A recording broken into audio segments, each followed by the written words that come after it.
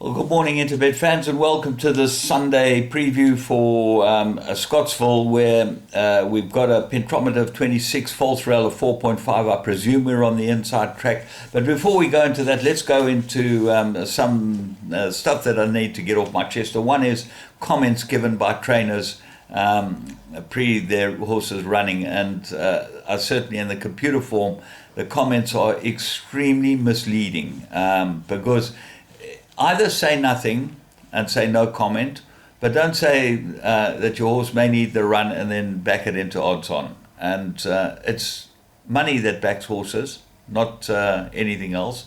Hearsay gets him to a shorter price early on in the day, but once a horse can't run, it will drift in the betting. And I think that the punting public, or certainly the people that support this industry, which are the punters, need to be given transparent, open, and fair comment on the horses that are running first timers or have come back after a rest. It doesn't help anyone to be evasive and or have the same mundane comment for all your horses, because actually it's better not to comment. Rather don't comment than give a comment that is misleading or trying to hide the facts. Let's be open and transparent. Why not? The days of lining up coups and that are long gone. The information's out there. As trainers say in their post-race interviews, oh, well, the information must have been good because people knew about the horse or whatever. Well, they do know about them. The other bit of interest yesterday was Kingsley's Heart winning for the Morwings. The Son of Ideal World might be quite useful. And I'll tell you why, because he ran in a novice handicap, which is a strange type of race. But what I suppose it does, it allows the handicapper to ascertain where each horse can fit on the scale. And he gave 5.5 kilos and a 2-length beating to Invincible Warrior. That might be quite useful in time to come, because this Son of Ideal World, as I said, I think he's better than probably we think he is. He might even be a classic horse, and I'd certainly put him into the black book.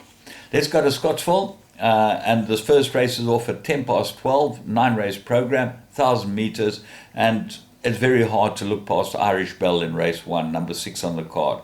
Gomedi, the 2.5 claimer, rides it. You go back 4 runs, that run to Hawker Typhoon, course and distance was extremely good, and I think that Irish Bell will go very well here.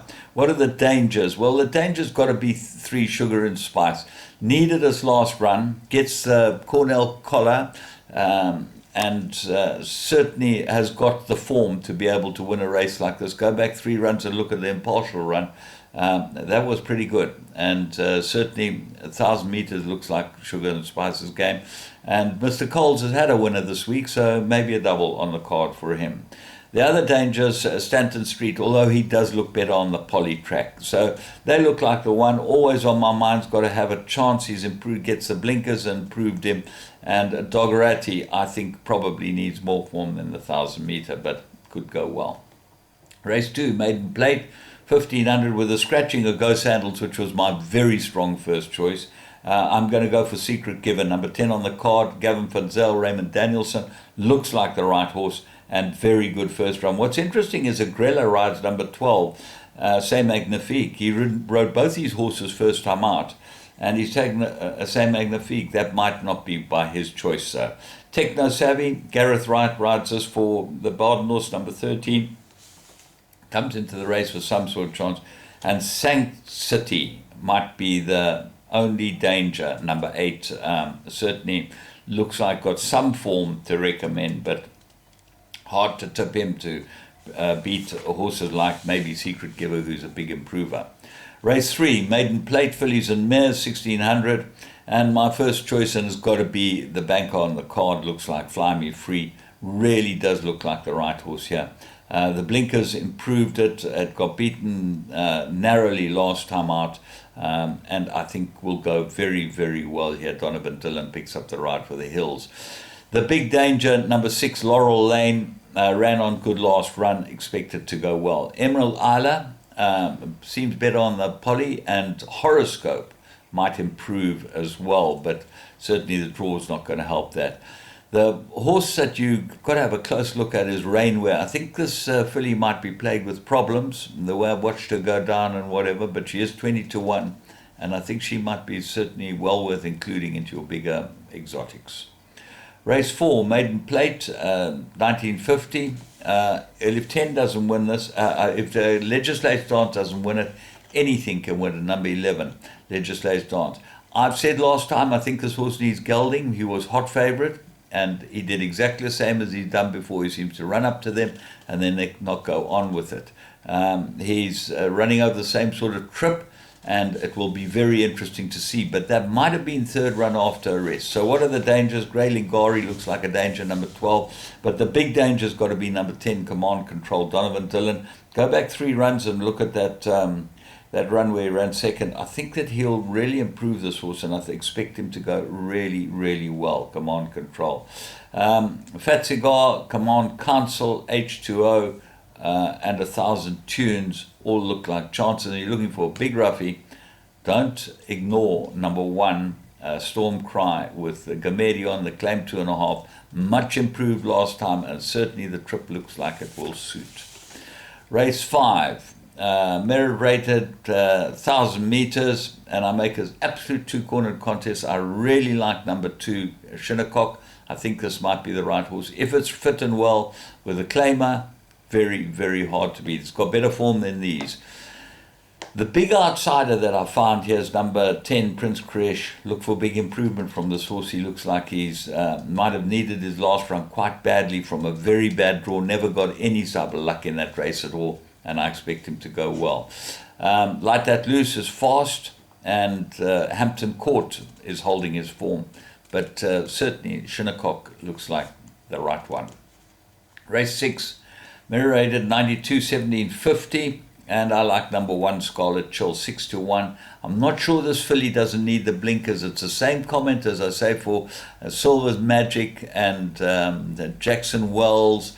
This filly fits into that category, taking a long time to go and win again, and maybe the blinkers what she needs. The horse that they all got to beat is number 2, Rise. Course 2 from 2 on the course, got very good form. Go back 3 runs. That run to Stelvio was outstanding, and I think this will go really, really well. Rise. Diamonds and Pearls, your favorite, but I'm not sure that this filly's not much better on the poly track. So I'm giving her a miss today.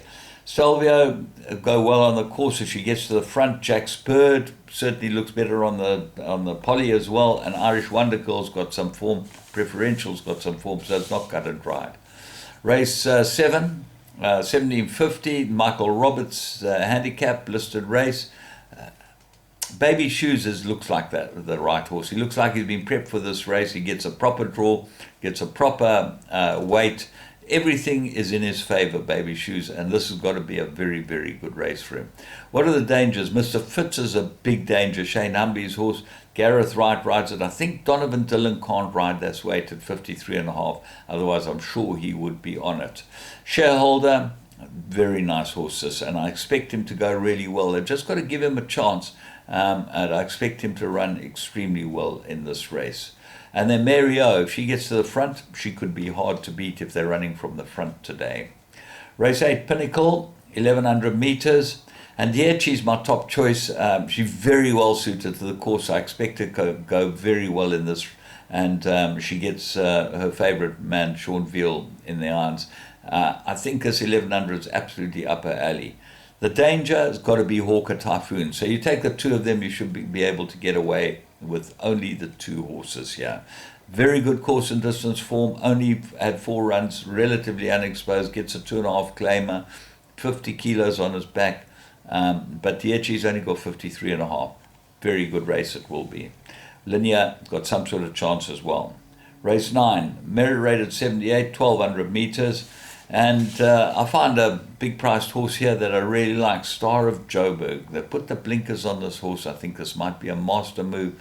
Aries gets a ride, and he's 14-1. He'll go very well. Palace Wins, another big outsider, got to improve. But the horse that they've all got to beat is Brass Bell. Got the blinkers on this one as well. Tristan Collin gets to ride it. Merit rated come down a lot. will run well. Quantmaster goes into all the play. Mashari certainly got a chance as well, does run on. So I'd expect those two to be the right ones. Bernie's Dream's the favorite. Not for me. Washington Square, 16 to 1. Definitely goes into my play as well with the 2.5 claimer. So all in all, the last race is an extremely difficult race to finish off with. But we found a couple of gems out there. And hopefully you enjoy the day. And we'll be back tomorrow with the Greyville Polytrack meeting. But until then, enjoy the rest of your weekend. From me, James Goodman, and Interbet. Remember, you can go and play the Interbet games, all the live games. They've got so many live games, it's not even possible. But you must subscribe to Interbet and subscribe to Winning Ways Show.